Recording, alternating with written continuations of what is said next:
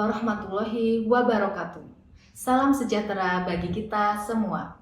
Perkenalkan, saya Putri Ayu Berlianing Tias, SST MSc, dosen program studi Sarjana Terapan Akuntansi Manajemen jurusan Akuntansi Politeknik Negeri Malang.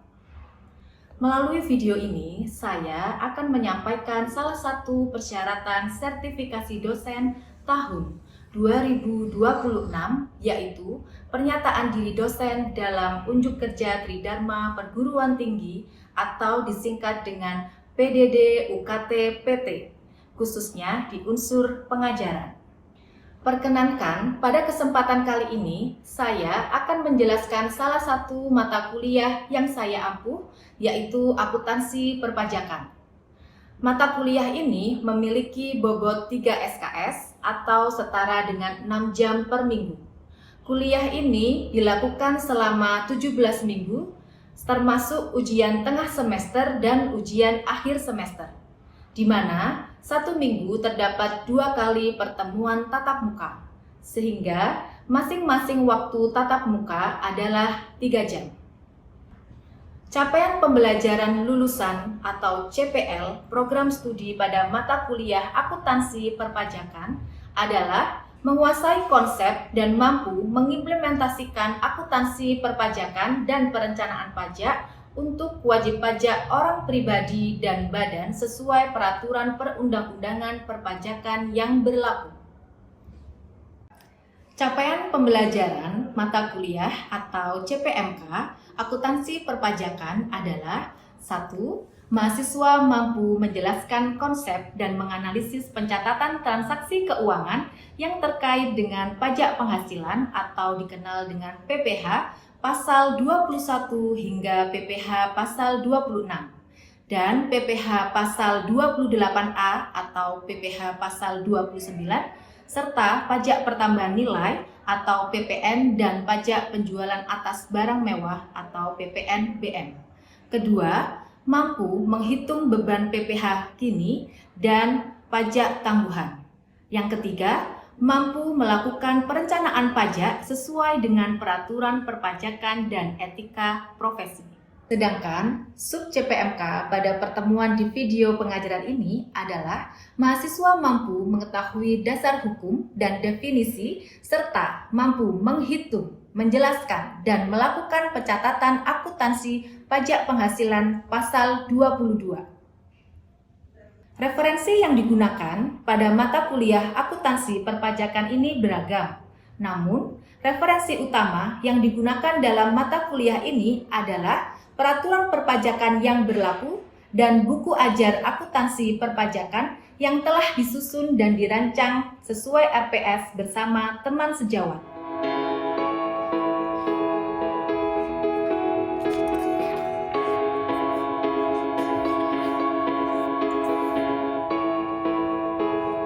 Sistem dan metode pembelajaran dalam video pengajaran ini menggunakan pembelajaran kooperatif dengan metode diskusi kelompok dan tanya jawab. Sedangkan bentuk penilaiannya didapatkan dari latihan soal dan keaktifan di kelas. Sistem penilaian telah sesuai dengan RPS, yakni 20% metode kasus atau case method, 34% metode project based learning, 6% tugas, 10% kuis, 15% UTS, dan 15% UAS. Dalam mata kuliah akuntansi perpajakan, metode case atau case method diberikan di setiap pertemuan setelah penyampaian materi agar mahasiswa dapat menganalisis, menghitung, dan membuat jurnal akuntansi pajak. Sedangkan metode project based learning diberikan setelah semua materi tersampaikan, yakni di minggu ke-14 hingga ke-16 tentang perencanaan pajak atau tax planning untuk PPh badan. Berikut video pembelajaran saya pada pertemuan keempat mengenai pajak penghasilan atau PPh pasal 22. Assalamualaikum warahmatullahi wabarakatuh. Waalaikumsalam warahmatullahi wabarakatuh. Oke, selamat pagi semua. Pagi. Jadi, sebelum kita mulai perkuliahan hari ini, kita berdoa dulu. Silakan ketua kelasnya siapa? Ya, silakan ketua kelas untuk memimpin doa. memulai kegiatan belajar, alangkah baiknya kita berdoa terlebih dahulu. Berdoa menurut kepercayaan masing-masing. Mulai.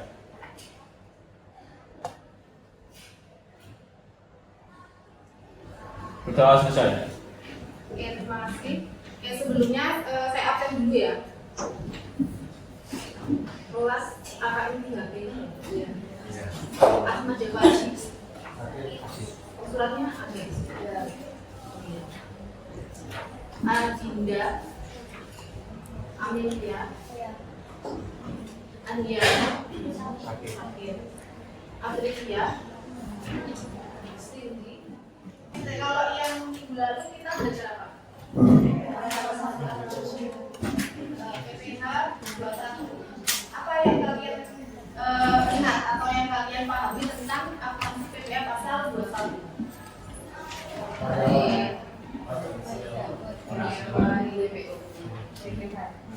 Pajak karyawan dari WPOP. Berarti yang potong siapa? Perusahaan. Yang potong perusahaan. Kemudian apa lagi? Jurnalnya kalau dari sisi yang memberikan gaji gimana atau perusahaan? Mbak Levina ya? Itu membayarnya berupa beban gaji karyawan pada kas. Berarti harusnya kalau pas kita bayar tentang gaji pada kas. Nah, berarti kalau pas kita masih awal, berarti memang semua misalkan ada gaji dan tunjangan kayak kemarin kita sekalian sudah dibahas, itu kan beban gaji, terus ada beban tunjangan sama premi yang dibayarkan. Kemudian pada utang premi yang dibayarkan oleh perusahaan dan yang dibayarkan oleh pekerjanya. Kemudian kalau misalkan itu belum dibayarkan, ya berarti pada utang gaji. Tapi kalau sudah dibayarkan, ya berarti pada kas. Oke, berarti semua masih ingat ya? Alhamdulillah.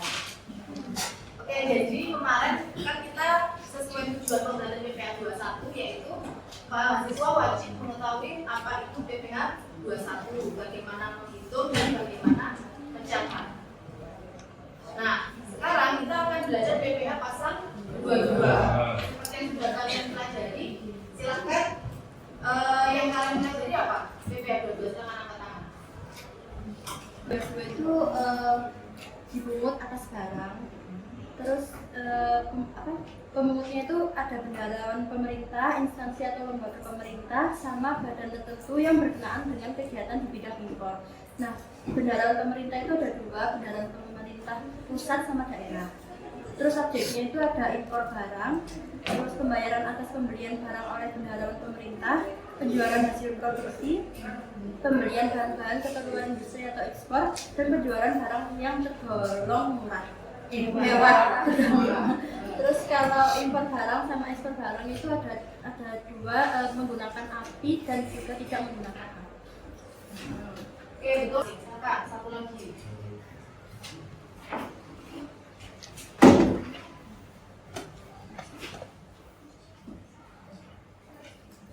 Mbak Sofia?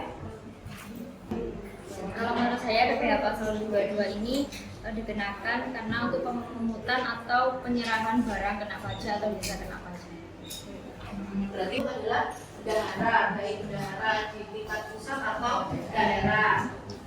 Jadi nanti dan itu juga berlaku untuk PT ya. Jadi kalau misalkan kita kan nggak selalu transaksinya sama bendaharawan, bisa aja transaksinya itu dengan antar perusahaan. Nah, kalau antar perusahaan yang kalian baca, yang memungut siapa? Penjualnya atau pembelinya? Penjual, betul. Jadi penjualnya.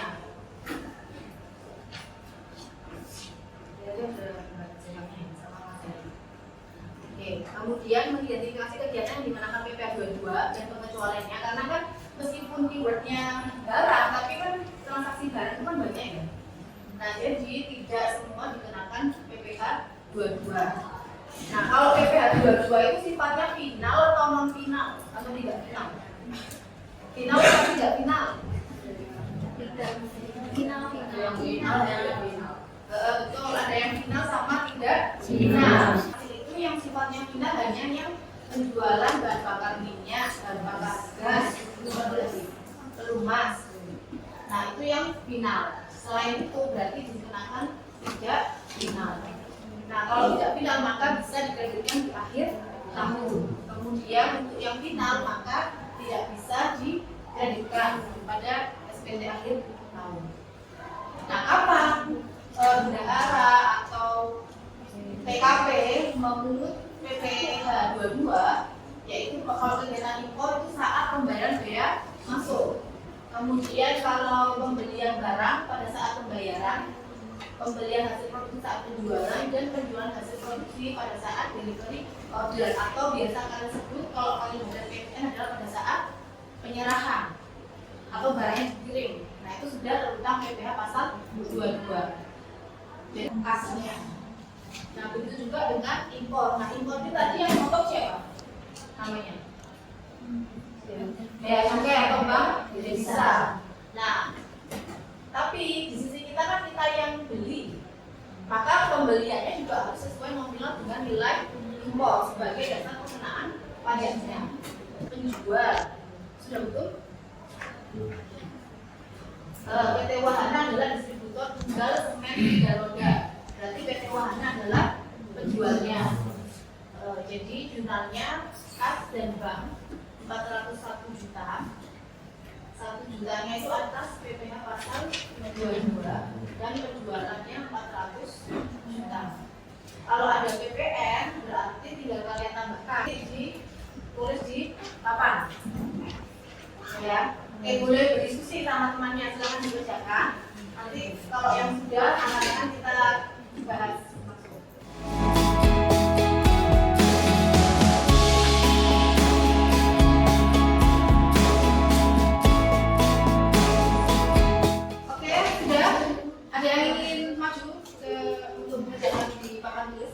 Silakan. Soalnya ada berapa ini? 3 kan ya? Oke, ini pas pidana ada 3. Silakan maju ke depan.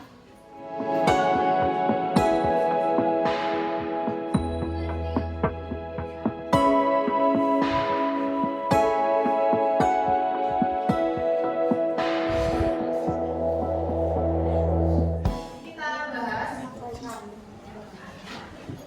yang A berarti adalah impor ya? Iya. Ibu. Bea masuknya berapa 30% dari apa? Sebesar 5%. Kalau yang di soal kalian 6 ya? 5. Ini 6. Tapi jawabannya benar nggak? Sebenarnya 5. Kita 400.000. Karena dia memiliki API. Ya, maka tarifnya adalah 2,5%. 2,5% ini dikalikan dengan kurang 0 ya? Sama dengan 842.400 ya, 842.400. Hasilnya sudah sesuai 21 juta. Oke, nah pembelian itu harus sama dengan nilai impor, berarti yang ini kan. Kemudian ada PPN masukan, berarti ini pakai yang 10% atau 11? Sudah pakai yang 11%. 11% dikalikan 12. Berarti ini 11% dikali nilai impor. Kemudian ada uang muka PPh pasal 22 21.060.000 pada kas, yaitu 956.124.000. Oke, sudah betul berarti? Betul. Tenaga kerja, berarti yang motong adalah bendahara departemen tenaga kerja. Kredit 50% durasi di tanggal 4 April, 50% lagi di tanggal 4 April saja atau sama Mei? 4 April saja. Ada yang ingin menambahkan? Kalau akhir Mei berarti gimana? Berarti kan sudah pelunasan. Kalau kita lihat dari pekerjaan temannya, ini kan berarti sebesar dari 50%-nya ya, DPP-nya 12.400.000. Begitu juga dengan dari total penjualan 24.500.000 atau yang hanya 12.400.000 kalau PPN-nya 12.400.000.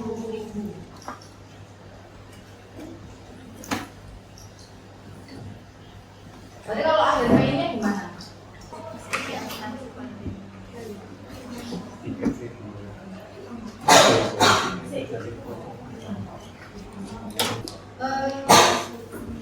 Di sini ya yang saya cuplik dari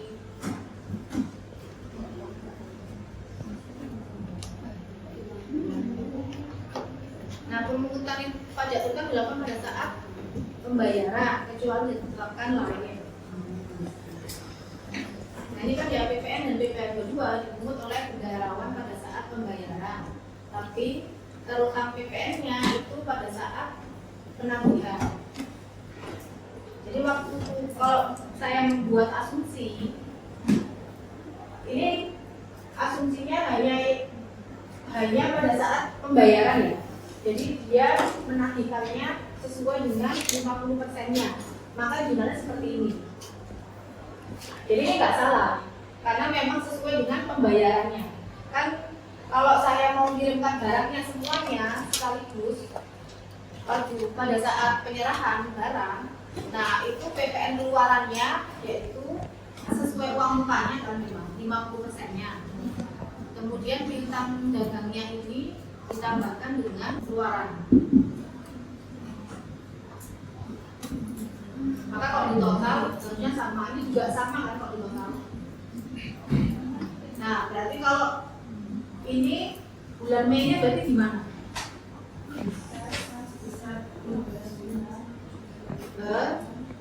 Uang ditarik di atas 112, 185 yang didasarkan PPN keluaran 136.000, piutang 12.400.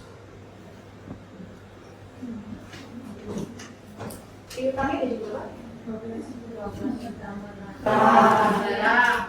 Kemudian yang kedua yang memungut PPh 22 siapa?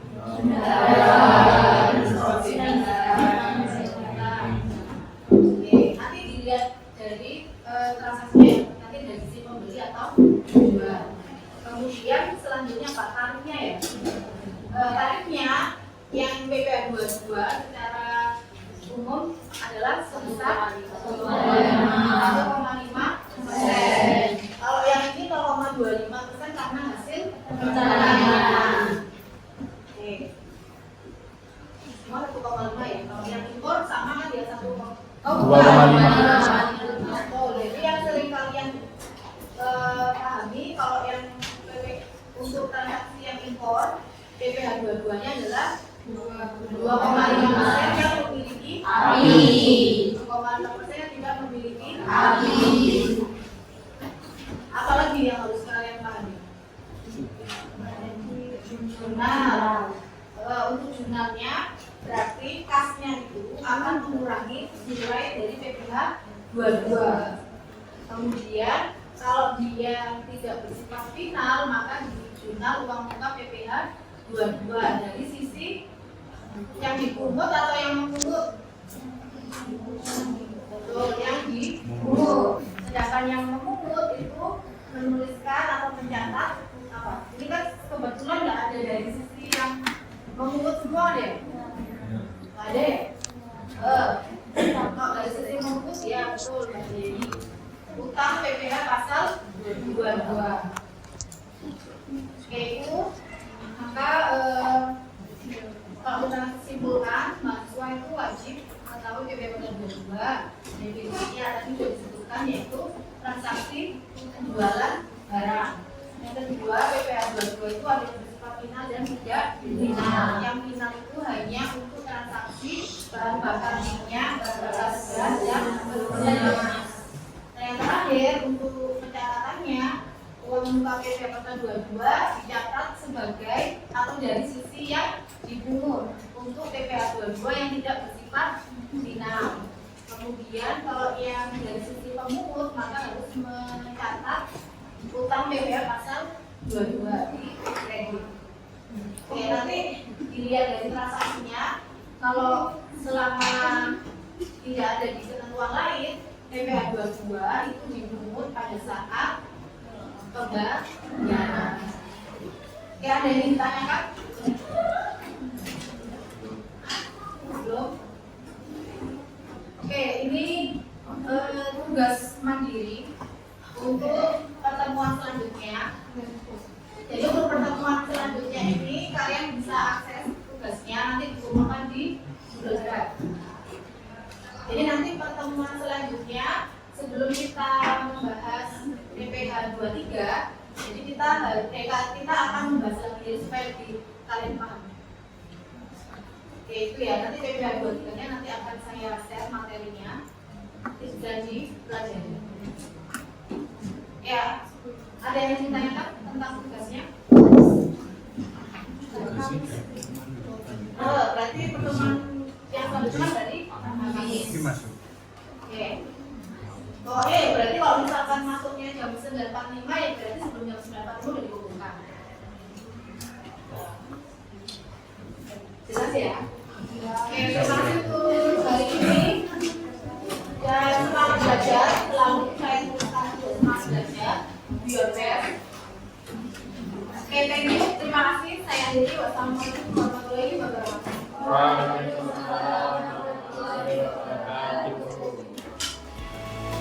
Demikian video pembelajaran saya di minggu keempat mengenai pajak penghasilan pasal 22.